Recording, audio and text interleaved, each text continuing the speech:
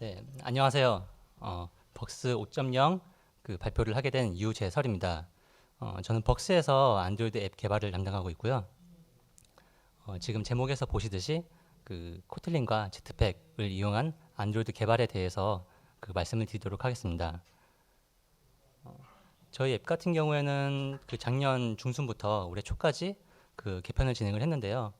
거기에서 저희가 느꼈던 뭐 시행착오라든가 아니면 뭐 성과라든가 이런 부분들을 공유하고자 발표를 준비했고요. 같이 개편을 진행한 저희 팀원들이랑 같이 그 발표를 진행을 할 것입니다. 목차를 보면서 진행에 대해서 말씀을 드릴게요.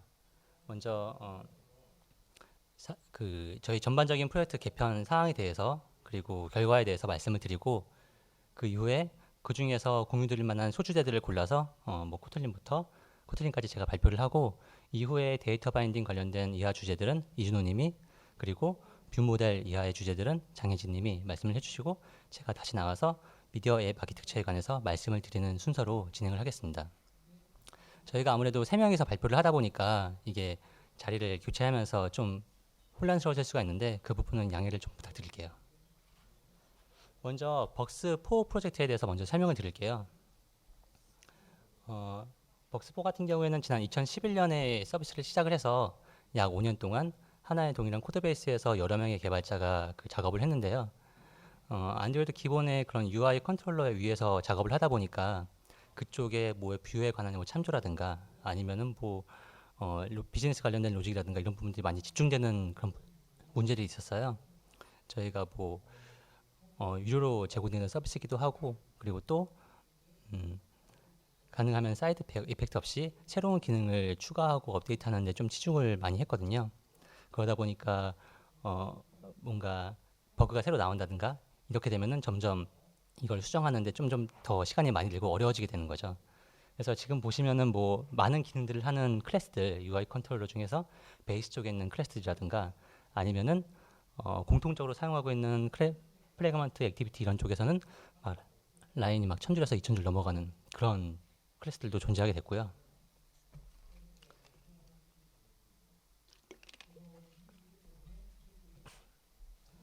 그래서 5.0 개편에 맞춰가지고 이러한 어떤 개발적인 그런 고려 사항들을 반영을 하기 위해 노력을 했고요.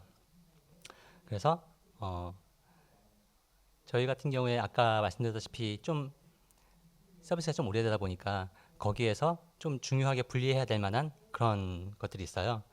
뭐 저작권자와 관련된 그런 중요한 로직들이 있을 수도 있고 그런 분들은 뭐 쉽게 변경되지 않고 만약에 변경된다고 하더라도 좀 중요한 부분이니까 그런 부분들과 그리고 컨트롤러에 붙어있던 다른 로직들을 잘 분리해서 지금뿐만이 아니고 뭐 6.0이라든지 7.0이라든지 이후의 업데이트에서도 뭐 계속 잘 관리할 수 있도록 그렇게 해야 됐고요. 그것 말고도 어, 5년 동안 저희가 그냥 큰 변화 없이 작업을 하다 보니까 그동안에 하지 못했던 어떤 구조적인 새로운 뭐 패턴들에 대해서 기술 부처를 안고 있는 것들 그리고 코드 생산성을 높이기 위한 그런 다른 방법들을 같이 포함을 했어야 됐습니다. 그래서 일단 언어를 변경을 해야 됐고요. 전반적으로 코틀린을 사용하기로 했고 그리고 구조적으로 어떤 구조가 우리의 상황에 맞게 잘 사용을 할 수 있는지에 대해서 고민을 해야 됐고 이외에도 뭐 네트워크 모듈이라든가 아니면은 뭐 서버의 API 관련된 그런 뭐 메타에 관련된 부분이라든가 이런 처리들을 함께 개편을 진행을 하였습니다. 그래서 그 자세한 어떤 진행에 대해서는 각각의 요소들에 대해서는 이후에 소주제별로 나눠가지고 말씀을 드릴 거고요. 먼저 저희가 이렇게 개편을 하면서 얻은 거에 대해서 먼저 말씀을 드리고자 해요. 저희는 많은 수의 클래스와 메서드와 그리고 필드들을 얻었죠. 기존 버전에 비해서 약 한 7, 80% 정도까지 증가를 했고요. 그 우측에 보시는 그 도표에서는 저희 패키지 내부에 가지고 있는 패키지 안에 포함된 그런 메서드들 개수도 약 한 2배가량 증가된 거를 보실 수가 있습니다. 어떻게 보면은 처음에 목표했던 거를 뭐 달성했다고 볼 수 있을 것 같아요.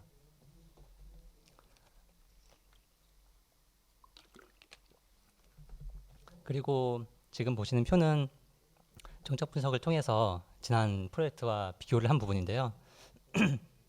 제일 그 좌측에 보이시는 게 어떤 잘 관리되지 않고 있는 그런 코드 블럭이라든가 너무 긴 코드 블럭 아니면 뭐 컨벤션 관련된 그런 문제들이 약 한 5배 가량 감소한 걸 볼 수가 있고, 그리고 그 외에 뭐 코드 중복이라든가 아니면은 뭐 보안 관련된 취약성 부분들도 많이 큰 폭으로 감소한 것을 보실 수가 있습니다. 물론 5년 된 코드니까 벅스5도 5년 동안 서비스를 한다면은 뭐 이게 그렇게 좋은 수치가 나오진 않겠죠. 그래도 뭐 저희는 나름대로 그 구조적으로 이런 부분을 좀 강제할 수 있지 않았나라고 그렇게 평가를 하고 있습니다. 전반적인 내용에 대해서는 이 정도로 정리를 하고요. 네, 코틀린부터 시작을 해가지고 소주제별로 말씀을 드릴게요. 코틀린은 2017년에 그 오피셜하게 그 안드로이드 개발 언어가 된 이후에 뭐 올해는 뭐 구글 I/O 2019부터 뭐 하반기에 있었던 안드로이드 데브 서밋에서도 뭐 코틀린 퍼스트라고 해가지고 그 앞으로 진행되는 뭐 안드로이드 API라든가 이런 부분들 디자인을 코틀린 위주로 그 진행을 하겠다고 얘기가 된 바가 있는데요. 그런 면에서는 저희가 이렇게 프로젝트에 코틀린을 좀 적용한 게 일부 좀 늦었다고 볼 수도 있을 것 같아요. 하지만 그래도 최근에 제프렌즈에서 서베이한 결과에서는 새로 시작되는 많은 프로젝트들은 코틀린을 이용해서 그 개발을 하고 있지만 아직 그 기존에 사용하고 있던 프로젝트들이 메인 언어로 코틀린을 사용하는 거는 그렇게 많지 않다라고 이야기를 하고 있습니다. 그런 부분에서 저희가 한 작업은 어느 정도 의미가 있다고 그렇게 볼 수가 있지 않을까 싶은데요. 처음에는 코틀린을 반영을 할 때 새로 개편을 하면서 새로운 클래스들 많이 만들잖아요. 그러다 보니까 새로 만드는 클래스에 대한 작업을 코틀린으로 작업을 하자라고 이야기를 했다가 이 부분들이 작업을 하면서 뭐 자바와 코틀린을 병행 사용하면서 드는 리소스가 그렇게 적지 않다라고 판단을 해가지고 한번 터치하게 되는 그런 클래스들을 다 코틀린으로 변경하는 그런 작업들을 수행을 했고요.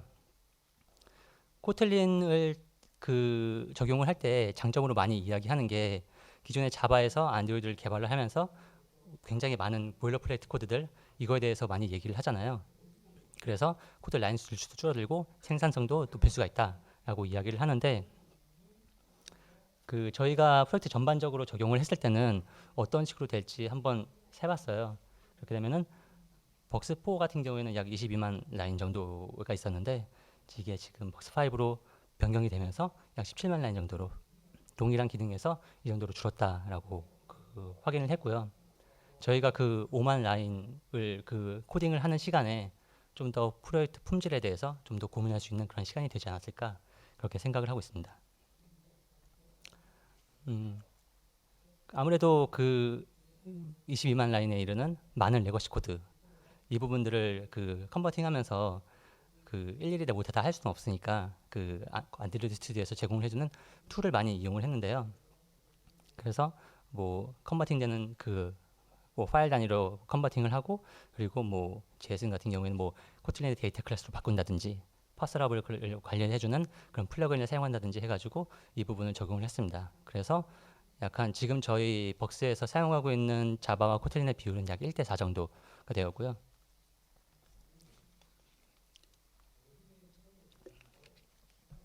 그래서 이 컨버팅 과정에서는 대부분 코드가 잘 동작을 하고 그리고 뭐 다 뭐 리저너블하게 다 되었지만 그래도 그 중에서 컴파일러에서도 잘 체크하지 못하는 그런 문제들이 있을 수가 있었어요. 그래서 그런 부분들에 대한 말씀을 드릴 건데요. 널러블에 관한 내용입니다. 아무래도 자바와 코틀린을 병행 사용하게 되는 부분에서 이런 문제들이 좀 있었는데요. 첫 번째 보이시는 이 코드가 안드로이드의 서비스를 실행시키는 코드예요. 그래서 안드로이드 프레임워크에서 이 메서드가 정의되어 있고 그 우리는 이걸 받아가지고 임플리먼트 오버라이드 하게 되는데 지금 보이시는 코드 상태로 그 릴리즈를 했다가 이쪽에서 구글 크래시 리포트가 자꾸 수집이 되는 거예요. 보니까 이쪽 그 서비스에서 그 인텐트 관련된 부분에 대한 널 관련된 그런 디파인이 없던 거죠. 그래서 이게 널리 가능하기 때문에 크래시 리포트가 많이 나왔던 거고 이 부분에 대한 널러블 처리를 하면서 이슈는 해결됐습니다. 물론 이제 안드로이드 X에서는 이 메서드 오버라이드를 할 때 이 관련된 그 어노테이션을 제공을 하기 때문에 뭐 문제 없이 사용하실 수 있고요. 이것 말고 내부에서 자바와 코틀린을 사용하면서도 일부 좀 문제가 발생할 수가 있는데요. 지금 두 번째 보이시는 코드가 그 위쪽에 있는 게 커서를 가지고 오는 저희의 자바 기본 전에 사용하던 그 메서드이고 그 이하에 보이시는 게 그 이를 사용하는 코틀린의 새로운 그 메서드입니다.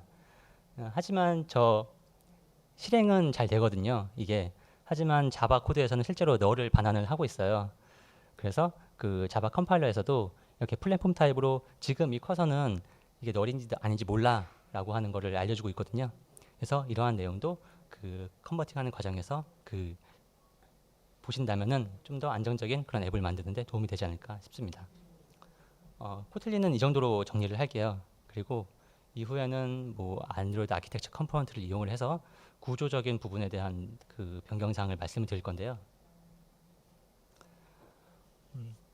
저희가 앞서 말씀드렸듯이 그 기존의 그 벅스4에서 문제점 있던 부분들을 좀 구조적으로 좀 해결을 하고자 했고, 그래서 우리한테 맞는 그런 아키텍처는 뭘까라고 고민을 했습니다. 뭐 MVP, 뭐 MVVM, MVI, 그리고 또 요새는 또 최근에는 또 다른 많은 그런 패턴들을 많이 제안을 하고 있는데요. 그 중에서 우리한테 맞는 게 뭘까? 일단은 저희는 코드를 저희만 보고 있진 않거든요. 저희 쪽에서 UI 쪽은 따로 담당해 주시는 팀이 있기 때문에 그 협업 과정에서 협업을 깨지 않는 수준의 구조 변경이 있어야 되고, 그리고 그 문제점으로 삼았던 어떤 로직 분리를 강제할 수 있는 그런 구조여야 되고, 그리고 정해진 기간 내에 저희 내부 팀원, 저희 모든 팀원들이 무리 없이 반영을 할 수 있는, 적응을 할 수 있는 그런 구조여야 했습니다. 그래서 저희는 Z팩에서 아키텍처 컴포넌트로서 제공을 해주는 MVVM 패턴을 사용하기로 했고요. 이하의 그 주제들은 저희 팀 이준호님이 마저 나와서 설명을 주기로 하겠습니다.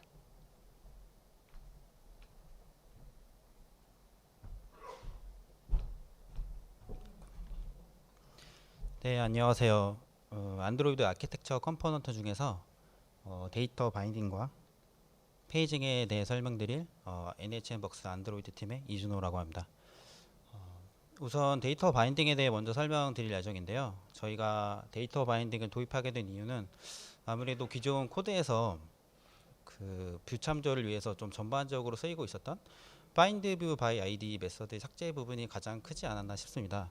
사실 이 메서드의 삭제를 통해서 뭔가 그 많은 그 반복 코드들이 삭제될 수 있었고요. 또 코드적으로도 굉장히 간결화를 이룰 수 있었습니다.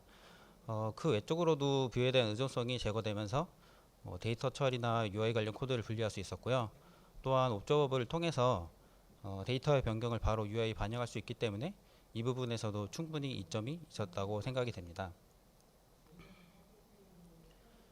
이 데이터 바인딩을 도입하면서 아무래도 가장 달라진 것은 XML일 것 같은데요. 기존의 XML이 단순하게 어떤 그 UI를 구성하는 역할만 수행하고 있었더라면 데이터 바인딩 도입 이후에는 이 XML 내부에 그 XML과 연결되는 뷰 모델이 선언이 되어 있고요. 이 뷰 모델 내부의 옵저버블의 변화가 바로 뷰의 변화로 연결되는 구조를 볼 수 있습니다.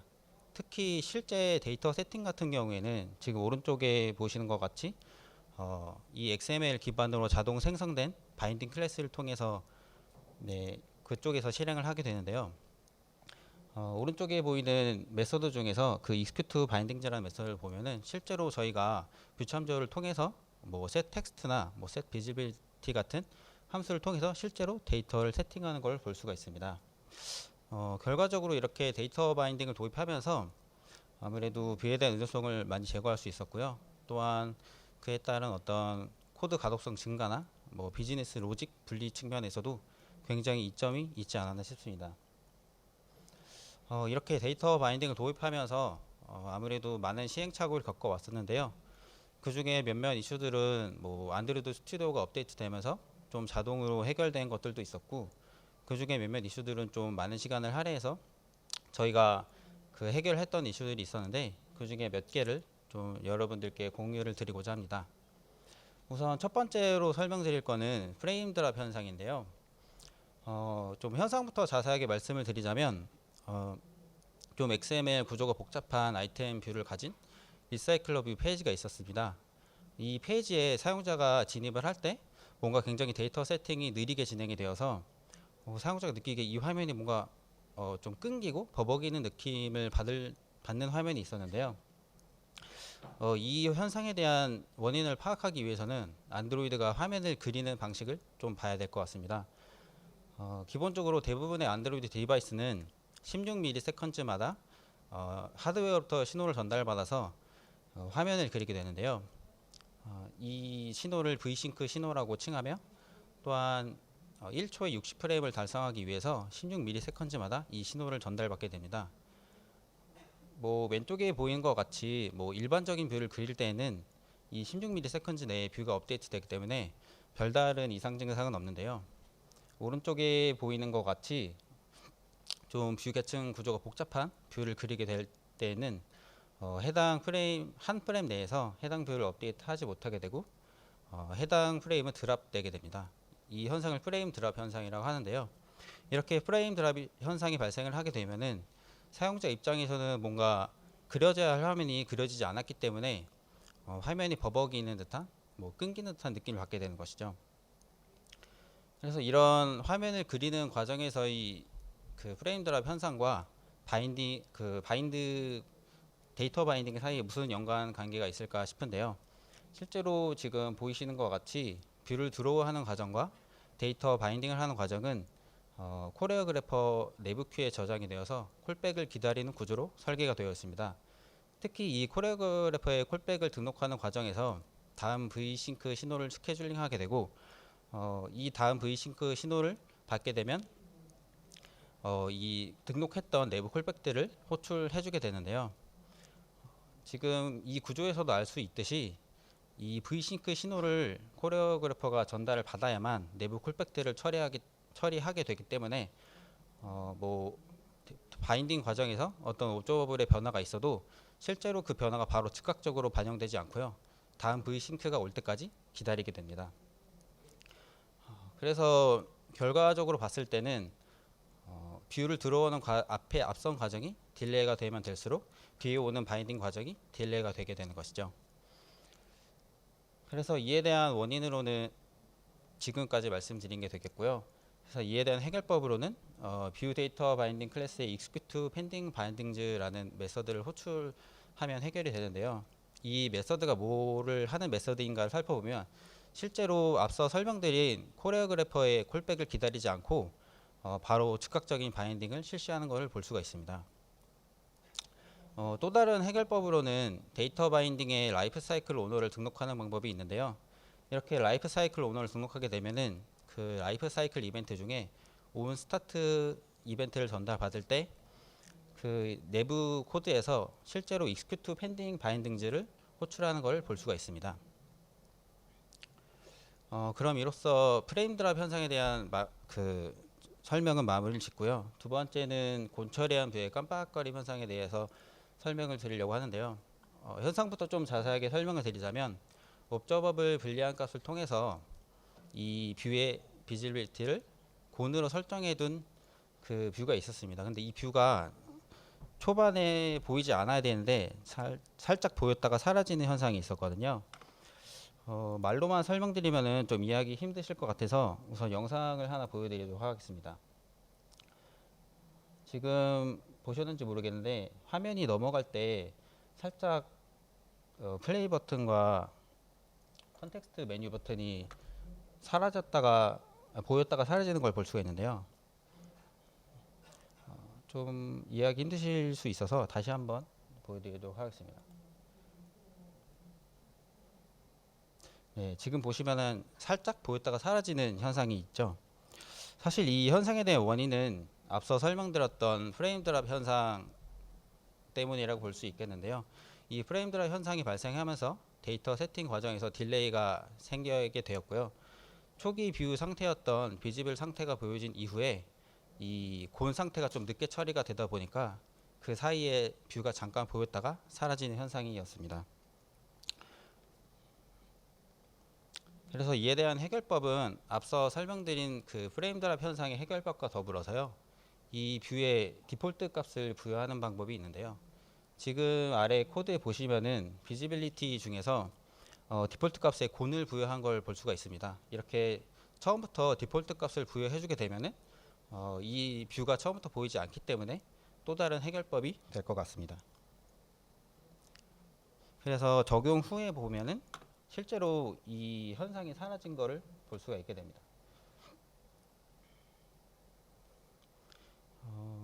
조금 다시 한번 보여드리도록 하겠습니다. 너무 빨리 지나간 것 같아서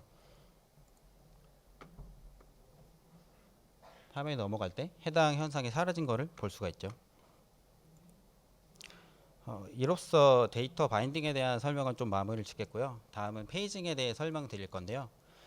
저희 기존의 리스티브나 리사이클러브의 페이징 로직은 굉장히 많이 알려져 있기도 하고, 여기 오신 분들 중에서도 페이징 라이브러리를 이미 도입하신 분들도 계실 거라고 생각이 드는데요. 저희가 페이징을 도입하게 된 이유는 아무래도 이 페이징 라이브러리가 내부에서 아이템 리스트를 스스로 한다는 점과 디핑 처리를 통해서 정말 변화가 있었던 아이템에 대해서만 그 업데이트를 한다는 점, 또 값비싼 작업들을 모두 백그라운드 스레드에서 수행한다는 점이 이점으로 다가왔습니다. 이 페이징을 도입하면서 저희가 기대했던 것은 역시 어떻게 하면 사용자에게 좀 부드러운 스크롤 경험을 제공할까였는데요. 지금 보이는 그림은 저희가 페이징을 도입하기 이전의 형태로서요. 리사이클러 뷰 하단 쪽에 더보기 뷰를 설정해 두게 되었고요. 이렇게 더보기 뷰를 설정해 두고 사용자가 이 뷰를 보게 될 때 다음 페이지 데이터를 로드해서 아래쪽에 붙여준 형태를 취하고 있었습니다. 이런 형식이 페이징을 도입하게 되면은 이제 다음 페이지를 로드할 특정 포지션을 지정할 수 있게 되는데요. 이렇게 미리 이 특정 포지션을 지정함으로 인해서 다음 데이터를 미리 로드해서 이제 아래쪽에 붙여주기 때문에 사용자 입장에서는 그 다음 페이지에 도달했을 때도 좀 부드러운 스크롤 경험을 할 수 있게 되는 거죠. 특히나 이 페이징을 도입하면서 달라진 부분이 좀 크게 달라진 부분이 있다면 좀 오류 처리 방법이 살짝 달라졌는데요.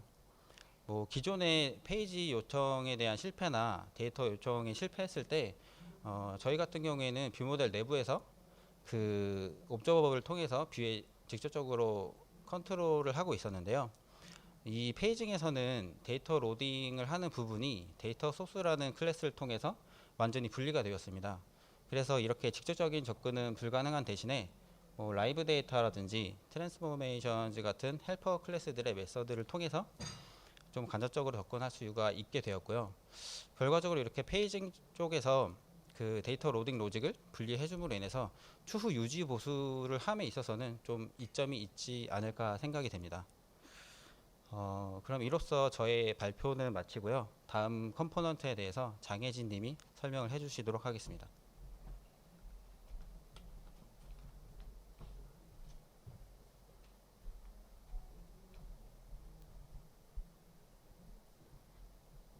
네, 안녕하세요. 저는 뷰 모델과 라이프 사이클에 대해서 발표할 장혜진입니다.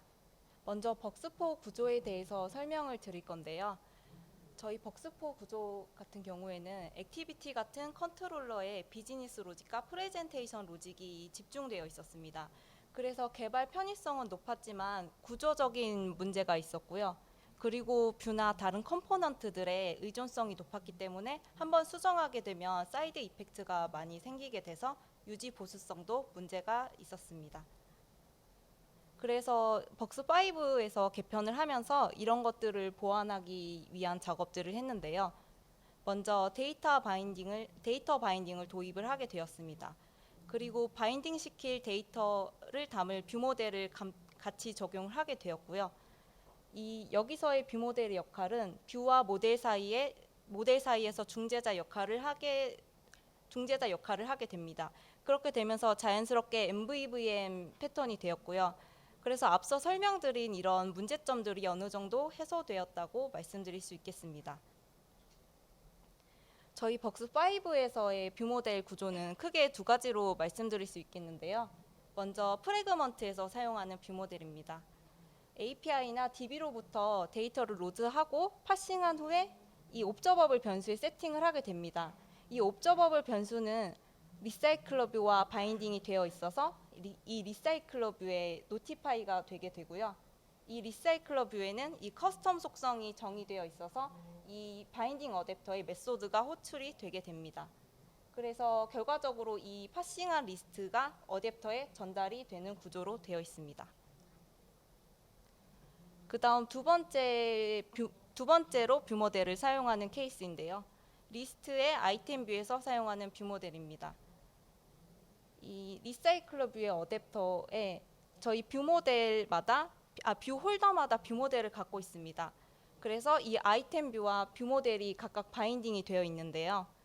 이 어댑터에 온바인드 뷰 홀더가 호출될 때마다 데이터를 이 뷰 모델에다가 세팅을 해주게 됩니다. 그래서 이 옵저버블 변수에 세팅을 하게 되면 뷰에 이 노티파이가 돼서 뷰가 업데이트되는 구조로 되어 있습니다. 그래서 앞서 두 가지 경우를 말씀을 드렸는데요. 이 앞서 말씀드린 케이스들 중에서 두 번째 케이스인 아이템 뷰에 적용한 사례를 이 벅스 트랙 아이템 뷰의 변화로 설명을 드리겠습니다. 벅스에는 여러 가지 타입의 차트들이 있는데요.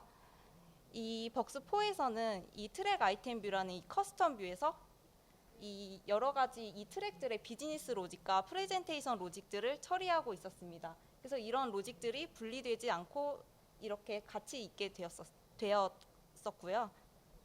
그래서 벅스5에서는 이런 뭉쳐있던 트랙 관련된 로직들을 뷰와 기능별로 쪼개는 역할을 했습니다. 이렇게 가능한 잘게 쪼갰고요. 그래서 모든 트랙들이 공통적으로 사용하는 이 트랙 정보 부분과 이 재생 관련된 유체일을 이렇게 뽑아내서 베이스로 분리를 했습니다. 이렇게 공통으로 사용하는 것은 베이스 뷰 모델로 빼내고 각 트랙 타입마다 UI 관련 데이터를 분리해서 구조를 변경하는 작업을 했고요. 이렇게 변경함으로써 재사용성도 높였고 이렇게 분리가 되니까 디버깅하기도 굉장히 편해졌다는 장점이 있었습니다. 그 다음에 AAC 뷰 모델에 대해서 설명을 드릴 건데요. 저희가 벅스5 5.0 오픈 시에 뷰 모델은 이 MVVM 아키텍처에서의 이 아키텍처로 요소로서만 역할을 했었고요. 5.0 오픈 이후에는 추가적으로 제트팩 라이브러리인 AAC 뷰 모델을 같이 적용을 하게 되었습니다. 이 아시다시피 AAC 뷰 모델의 역할은 이 액티비티나 프래그먼트 같은 이런 라이프 사이클 동안의 UI 관련 데이터를 저장하고 관리해주는 역할을 하고 있는데요. 저희가 이 AAC 뷰 모델을 적용함으로써 이점을 얻을 수 있었던 곳은 이렇게 두 가지라고 말씀을 드릴 수 있겠습니다. 폰트 변경과 다크 모드 변경인데요. 이렇게 UI 설정 값을 변경하게 될 경우에는 변경된 스타일이 바로 적용이 되지 않기 때문에 액티비티를 다시 리크레이트 시켜줬어야 했습니다. 그래서 AAC 뷰 모델 적용 이전에는 코드가 이와 같습니다. 그래서 뷰 모델을 생성을 해서 멤버 변수로서 둬서 관리를 했었고요. 이렇게 생성을 하면 온 디스트로이 시에 UI 관련 데이터가 유실이 되기 때문에 온 크리에이트가 호출이 되었을 때 다시 데이터를 로드를 하게 되는 로직을 거치게 됩니다. 이것은 AAC 뷰 모델을 적용한 이후의 코드인데요. 뷰 모델 프로바이더를 통해서 뷰 모델을 생성하는 모습입니다. 내부적으로는 뷰 모델 스토어를 통해서 맵으로 관리되고 있고요. 이 액티비티가 온 디스트로이를 거치고 또 온 크리에이트를 거치게 되면서 프로바이더로부터 이전의 맵에 저장된 뷰 모델을 가지고 오게 됩니다. 그래서 이렇게 뷰 모델이 유지가 되면서 데이터를 로드하지 않아도 데이터를 로드하지 않아도 되기 때문에 리소스 낭비가 없다는 장점이 있습니다.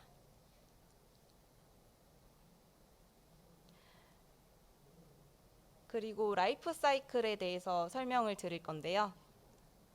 라이프 사이클에는 이런 세 가지 핵심 요소가 있습니다. 그 액티비티나 프래그먼트 같은 라이프 사이클을 갖고 있는 컴포넌트들이 구현하고 있는 인터페이스가 있고요. 그 다음 라이프 사이클은 아래 그림과 같이 각 라이프 사이클의 이벤트가 일어날 때마다 이런 변경된 상태를 가지고 있는 것이고요. 이 라이프 사이클 옵저버를 달아서 각 라이프 사이클 이벤트에 따라서 그 이벤트에 따른 그런 상태를 옵저브할 수 있게 됩니다. 저희가 벅스5의 앞서 말씀드린 라이프 사이클 관련된 컴포넌트를 적용한 곳이 이 플로팅 플레이어라는 것인데요. 이 플로팅 플레이어라는 기능에 대해서 간략하게 설명을 드리자면 이 백그라운드 상태에서 음악을 컨트롤하고 가사를 볼 수 있는 기능입니다. 이 기능은 백그라운드에서만 동작을 해야 되기 때문에 이 앱 프로세스의 라이프 사이클을 알아야 되는 그런 특징이 있었는데요. 그래서 벅스4에서는 그 어플리케이션에 액티비티 라이프 사이클 콜백을 등록을 하고 구현된 콜백은 이와 같은데요.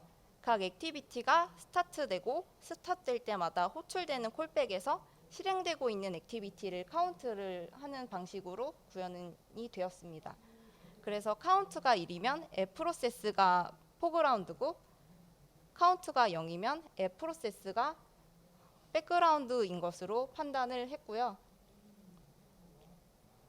그래서 벅스5에서는 이것을 개선하고자 프로세스 라이프 사이클 오너라는 것을 사용해서 구현을 하게 되었습니다.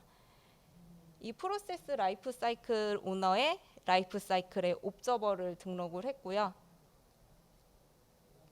이 옵저버에 이와 같이 어노테이션을 달아서 구현을 했습니다. 그래서 프로세스 라이프 사이클의 상태가 온 스타트 되고 온 스톱 될 때 정의된 메소드가 호출되도록 했습니다. 각각 스타트는 앱의 포그라운드에 대응되고 온 스톱은 앱 프로세스의 백그라운드에 대응이 되게 됩니다. 이렇게 간단하게 앱의 상태를 체크할 수 있었고요. 내부적으로는 벅스4에서 제가 앞서 설명드린 것과 같이 계산하는 방식으로 비슷하게 구현이 되어 있었는데요. 이 컴포넌트를 사용함으로써 코드가 한결 간결해져서 가독성이 좋아서 관리하기 좋다는 장점이 있었습니다. 네, 저는 여기까지 발표를 마치겠고요. 이어서 유재설님이 마저 발표를 해주시겠습니다.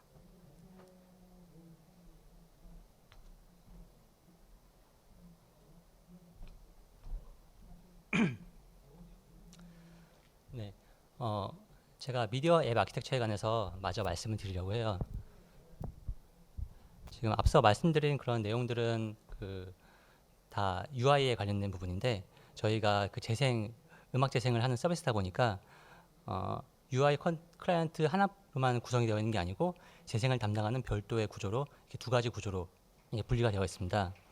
그래서 구글에서 제트팩을 이야기할 때 정리를 할 때 음악 재생과 관련한 미디어 컨트롤과 관련한 그런 요소들을 이전부터 있었지만 API가 있었지만 이 부분들을 모아서 미디어 앱 아키텍처로 이렇게 정리를 해서 제공을 했는데요. 그래서 이런 부분들을 저희 쪽에 이번에 반영을 하게 됐고 그 과정을 말씀드리기 전에 먼저 벅스4의 구조에 대해서 먼저 말씀을 드려야 될 것 같아요. 저희 벅스 뮤직 서비스 같은 경우에는 아까 UI 클라이언트가 약 5년 동안 서비스가 되었다고 했잖아요. 근데 실제 저희 그냥 벅스 안드로이드 서비스 자체는 10년 동안 서비스가 되었거든요. 좀 오래 서비스를 한 편인데 거기에서 특히 재생 쪽은 관련된 레거시 코드가 그때부터 남아있는 것들도 많이 남아있어요. 그리고 재생하는 데 있어서 이용권이라든가 아니면은 노멀라이제이션, 겟리스 같은 그런 다양한 기능들 그리고 지금 저희가 강점으로 내세우고 있는 여러 가지 다양한 UI 클라이언트들, 안드로이드 오토, DLNA, 빅스비, 크롬캐스트 같은 그런 다양한 그런 UI 클라이언트들이 있고 벅스 자체도 UI 클라이언트가 되고요. 그리고 폰 안에서도 그뿐만 아니고 노티피케이션이라든가 아니면 락스크린이라든가 이런 부분도 저희의 클라이언트로서 동작을 하거든요. 그리고 재생 같은 경우에는 폰마다 그리고 OS마다 심지어 통신사마다도 조금씩 동작이 다른 부분이 있어요. 그런 파편화에 대한 대응 코드가 있기 때문에 이런 서비스의 전반적인 그런 개편을 진행하기보다는 이런 다양한 클라이언트들에서 파편화되어 있던 그런 인터페이스를 하나로 합치는 걸 미디어의 아키텍처를 이용해서 이 인터페이스를 합치는 거를 목표로 삼았고요. 그래서 지금 보시는 장표가 벅스4에서 UI랑 재생 서비스랑 연결되어 있는 구조입니다. 그래서 클라이언트에서는 AIDL 이 문서를 작성을 해가지고 서버로의 요청을 그 정리를 하고요. 서버에서는 여기서 만들어지는 그 인터페이스 AIDL을 이용한 인터페이스를 받아서 스톱을 구현을 해서 그 클라이언트의 요청을 그 처리를 합니다. 여기 안에 포함 이동되는 데이터들은 뭐 파서러블하게 그 데이터가 만들어져서 이루어지게 되고 클라이언트가 전달한 요청은 브로드캐스트 리시버를 이용을 해가지고 받는 걸로 이렇게 구성이 되어 있었습니다. 이 부분이 이렇게 변경이 되었어요. 클라이언트에서 요청을 하는 부분은 트랜스포트 컨트롤을 이용을 해가지고 거기 안에서 제공해주는 메서드를 이용을 하고요. 서비스 같은 경우에는 미디어 브라우저 서비스를 상속받아서 구현을 한 다음에 그 미디어 세션 콜백을 이용해서 넘어오는 그런 데이터들을 처리를 하게 바뀌었습니다. 실제로 이 안에 미디어 브라우저 서비스를 보면은 그 안에서는 앞서 4점대 구조에서 보셨던 스탑 관련된 그런 메서드들이 있거든요. 그래서 내부 구조 동작하는 거는 동일한데 다만 그 좀 더 쉽게 사용하기 위한 랩핑된 API를 제공한다 이렇게 보시면 될 것 같습니다. 그리고 UI에서 받아서 처리하던 브로드캐스트 리시버도 이제는 사라지게 되고 미디어 컨트롤러의 콜백을 이용해서 이 관련된 그 요청 사항을 받아서 처리하는 걸로 이렇게 변경이 되게 되었습니다.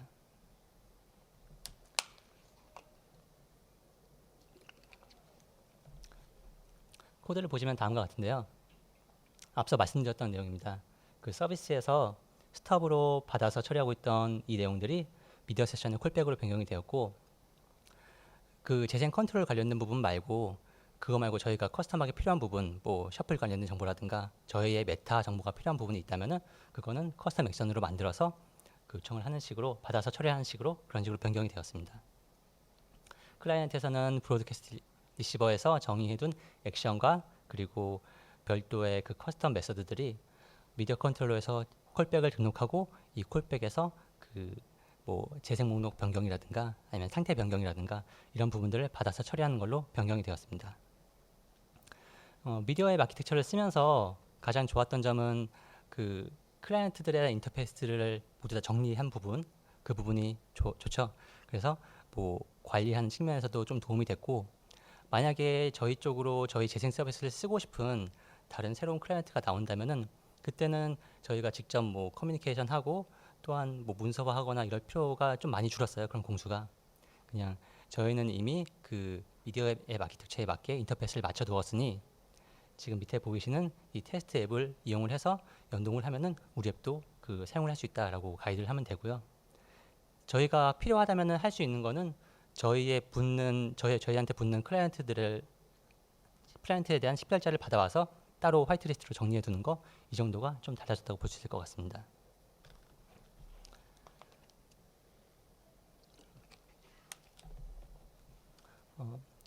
미디어 앱 아키텍처를 이용을 하면서 그리고 재생 서비스를 하면서 그 적용하는 과정에서 몇 가지 뭐 팁이라고 드릴 수 있을 것 같은데요.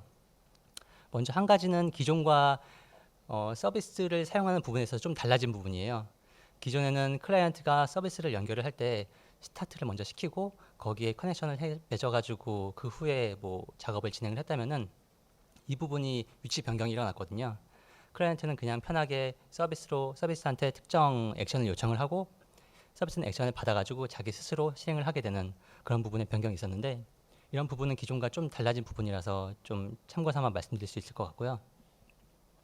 이것 말고 백그라운드 같은 경우에는 저희한테 굉장히 좀 주요한 부분인데 저희 앱을 사용하시는 분들이 대부분 다 재생을 하고 그 다음에 뭐 다른 앱을 쓴다든가 아니면은 백그라운드로 보내버리고 화면을 끄고 뭐 사용을 하게 되시는데 여기에서 백그라운드 관련된 제한 사항이 있다면은 저희 앱이 제대로 동작하지 않을 수가 있어요.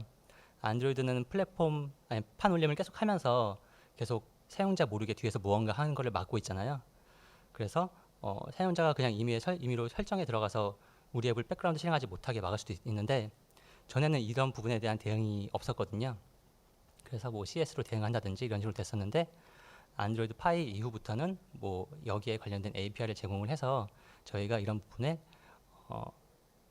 대응을 해서 사용자한테 지금 우리 앱을 정상적으로 쓰기 위해서는 뭐 백그라운드 제한이라든가 이런 부분을 좀 제거를 해달라라고 대응을 할 수도 있게 되었습니다.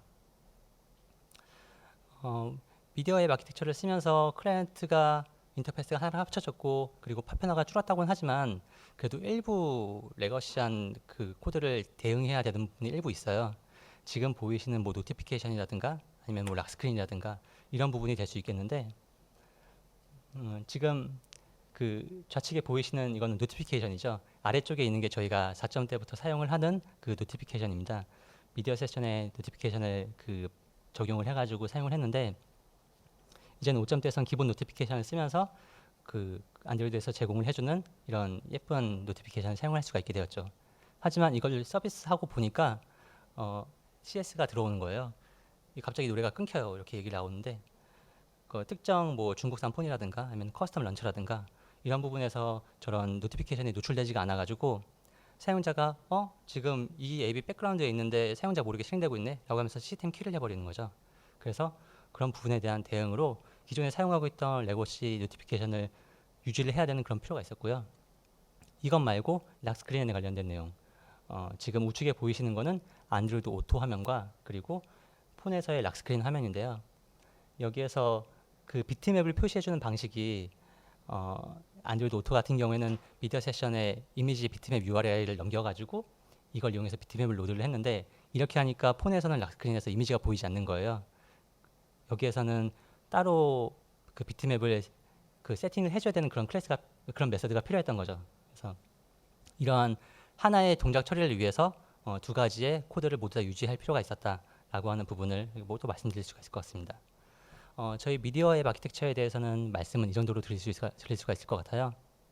저희 발표 준비한 것도 여기까지인데 혹시 그 많은 분들이 뭐 코틀린이라든지 제트팩이라든지 이런 요소들을 사용하고 계시긴 하겠지만 그래도 기존에 서비스하고 있던 그런 프로젝트에서 만약에 이러한 내용들을 좀 적용하기를 좀 주저하신다거나 아니면 뭔가 좀 팁이 필요하다라고 했다면은 저희의 이 발표가 좀 도움이 됐지 않았을까? 도움이 됐으면 좋겠다라는 그런 생각을 하고 있습니다. 관련해서 질문 있으시면은 말씀 부탁드릴게요.